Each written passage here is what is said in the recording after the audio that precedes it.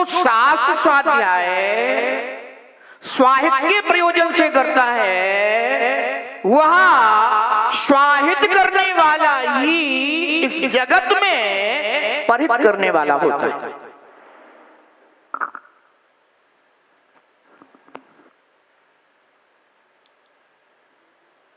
शास्त्र स्वाध्याय, शास्त्राभ्यास और शास्त्र ज्ञान,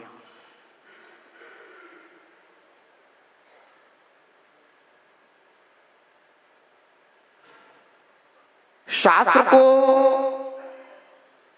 जिन वाणी को, जिन आगम को, श्रुत को स्वप्रयोजन से पढ़ना ही शास्त्र स्वाध्याय है।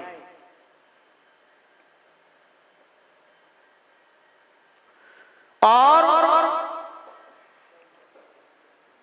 शास्त्र को पढ़ते हुए उस शास्त्र विषयक मात्र जानकारी होना वह शास्त्र ज्ञान।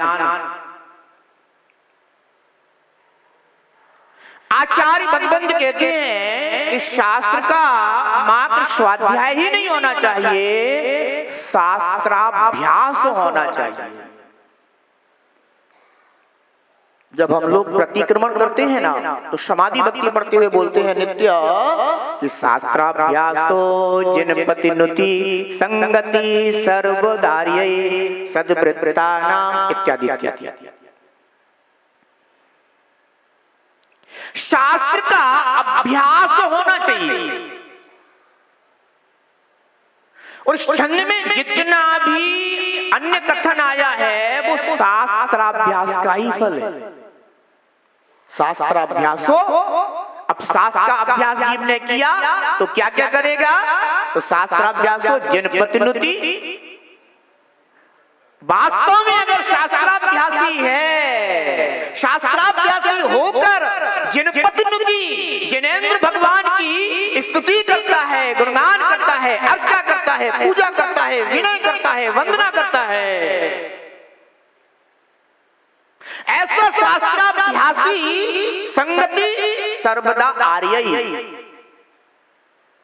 आर्य जनों की, आर्य पुरुषों की संगति करता है। सद्वृत्तानाम गुण गण कथा दोष बाधे च मौन। इस शास्त्राभ्यास का फल जानना चाहिए।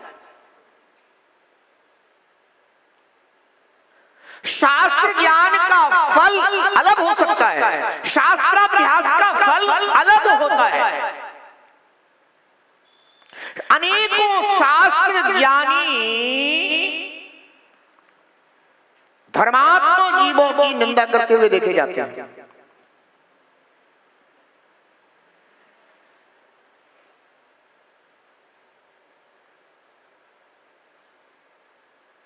और लोक में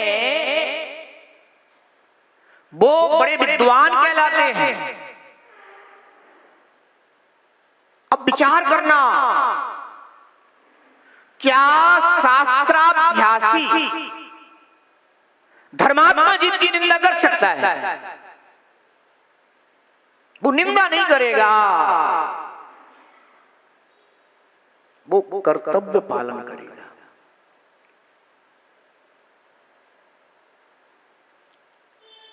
क्या करेगा? सद्वृत्तानाम गुण गण कथा, ये शास्त्राभ्यास का फल। अर्थात जो सद्वृत्त सच्चरित्र के धारी हैं, ऐसे गृहस्थ जन हो, श्रावक जन हो, श्रमण जन हो, अथवा अरहंत सिद्ध परमात्मा हो, उनके गुण गण कथा, उनके गुण समूहिकी, अर्थात उनमें जितने गुण हैं उन गुणों की वह कथा, सम्यक कथा करता है।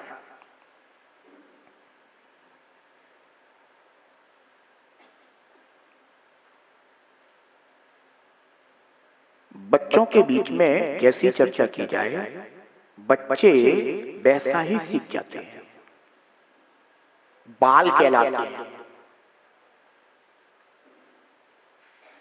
ऐसे ही परमार्थ के क्षेत्र में जितने भी संसारी जीव होते हैं वे सब बाल होते हैं।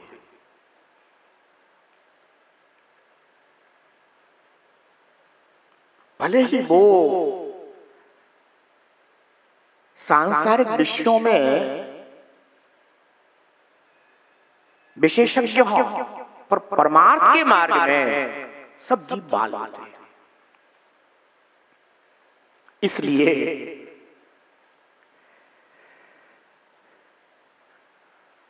सामान्य जनों के मध्य सज्जनों की, सद्वृत्तों की, धर्मात्मा जीवों की हमेशा सम्यक कथा करनी चाहिए।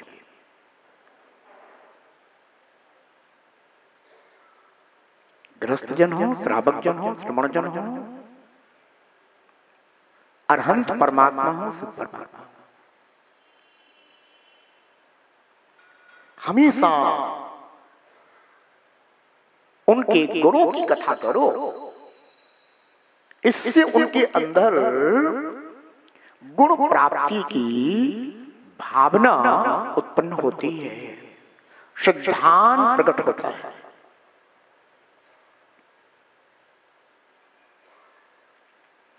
सद्वृत्त का नाम गुणगण कथा, दोष बाधे चा मौनम। मौन किस लिए? लोग कहते हैं गुरुदेव आज हमारा 1 घंटे के लिए मौन है, पर मौन का प्रयोजन तो समझ लो, फिर मौन ले लेना।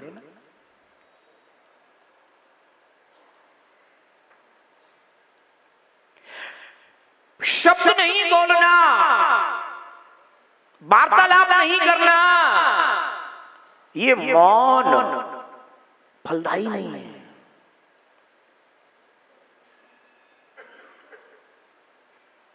इस मौन के साथ साथ जो आपका सम्यक प्रयोजन है वह है दोष बाधे च मौनम। मैं किसी भी चेतन अचेतन पदार्थ का दोष कथन नहीं करूंगा।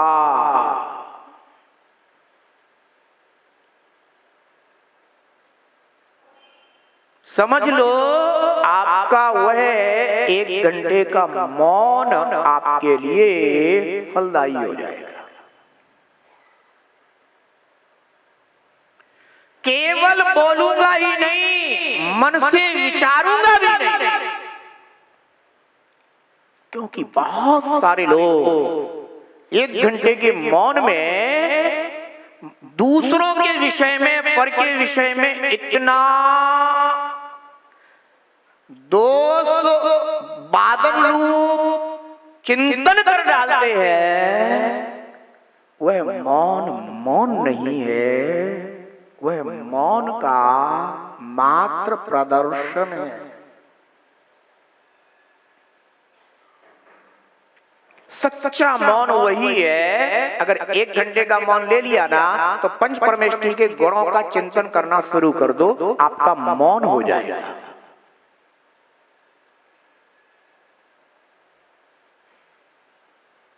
मन को भी दोषों में नहीं ले जाना और मुख से दोषों का व्याख्यान नहीं करना, यह मौन है। मन का मौन, वचन का मौन, काय का मौन।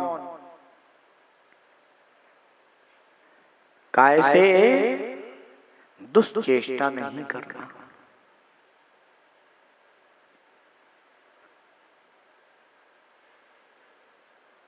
अब विचार कर लो कि अपन कैसा मौन रखते हैं, और आचार्य भगवंतों ने मौन रखने का क्या स्वरूप कहा है। दोष बाधे च मौनम। हे भगवान, हे प्रभु, हे परमात्मा, मैं अपने मुख से दोषों का व्याख्यान नहीं करूंगा।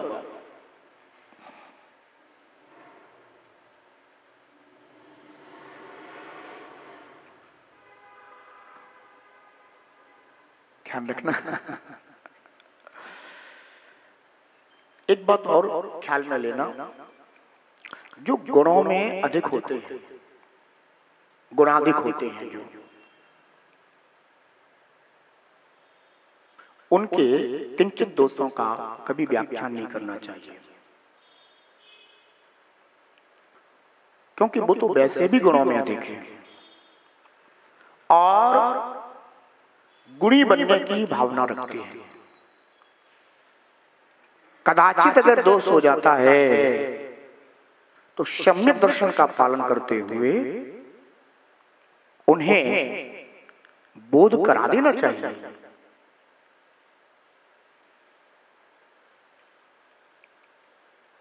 यह अपना कर्तव्य होता है।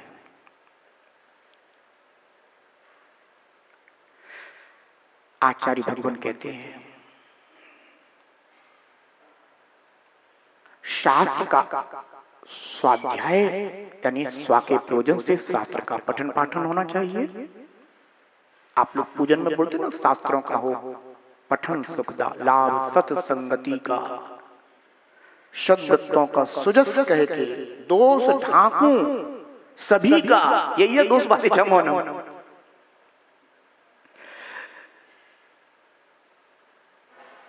दोष ढांकू सभी का, बोलूं प्यारे वचन हित के,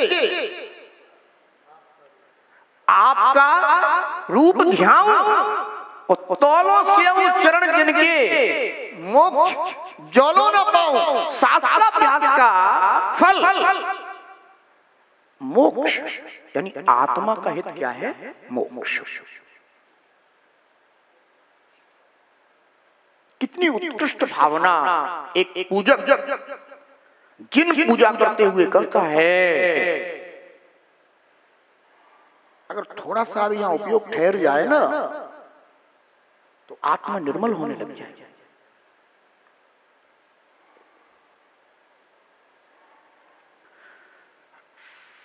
इसीलिए आचार्य भगवान योगिंदु देव कहते हैं कि समस्त शास्त्रों का भले ही वह ज्ञाता हो, परंतु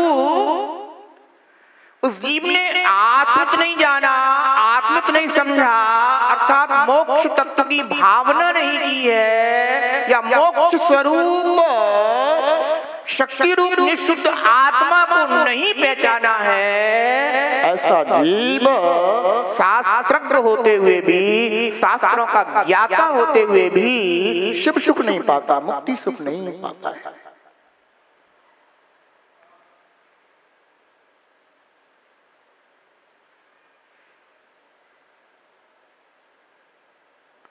भले ही ज्ञान थोड़ा हो पर अभ्यास अधिक होना चाहिए।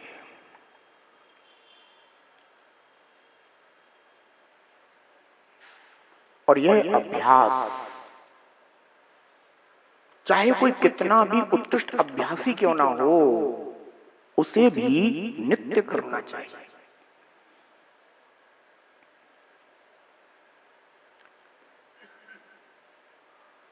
जब कोई टीम क्रिकेट खेलने के लिए कहीं जाती है तो जो मैच निश्चित हो जाते हैं वे बाद में प्रारंभ होते हैं, उसके पहले अभ्यास मैच होता है।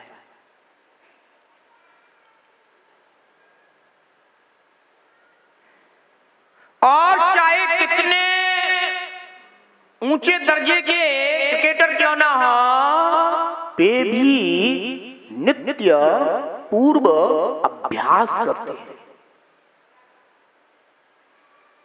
ज्ञान भी है, खेलने की उन्हें कला भी है, परंतु मेरे से कहीं भूल ना हो जाए, अभ्यास जरूरी होता है। बहुत सारे लोग केवल शास्त्र पठन करते रहते हैं, शास्त्र पढ़ते रहते हैं, खोपड़ी में ज्ञान भरते रहते हैं, मस्तिष्क को ज्ञान से भर लेते हैं, सब प्रकार के अनुयोगों का ज्ञान कर लेते हैं, परंतु उनके जीवन में अभ्यास नाम की चीज नहीं होती।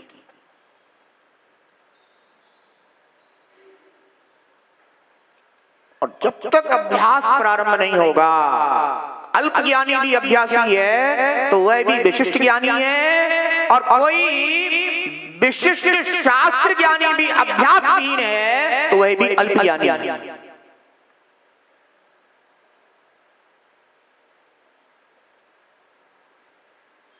इसलिए आचार्य भगवान कहते हैं अभ्यास करो। प्रश्न हो सकता है अभ्यास किस चीज का करूं?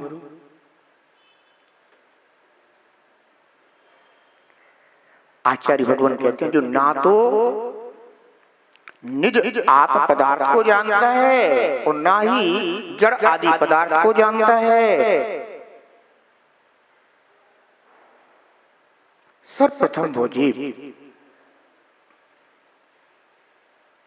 शुद्ध चैतन्य में आत्मा का निर्णय करो।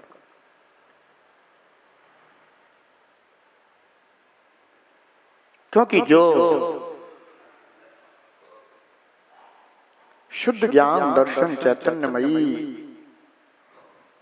आत्मा को उसके स्वरूप से निर्णय कर लेता है, वह शरीर आदि जड़ पदार्थ एवं शरीर के जितने भी संबंधी पदार्थ हैं उन सब को स्वयं भी पृथक जानने लग जाता है।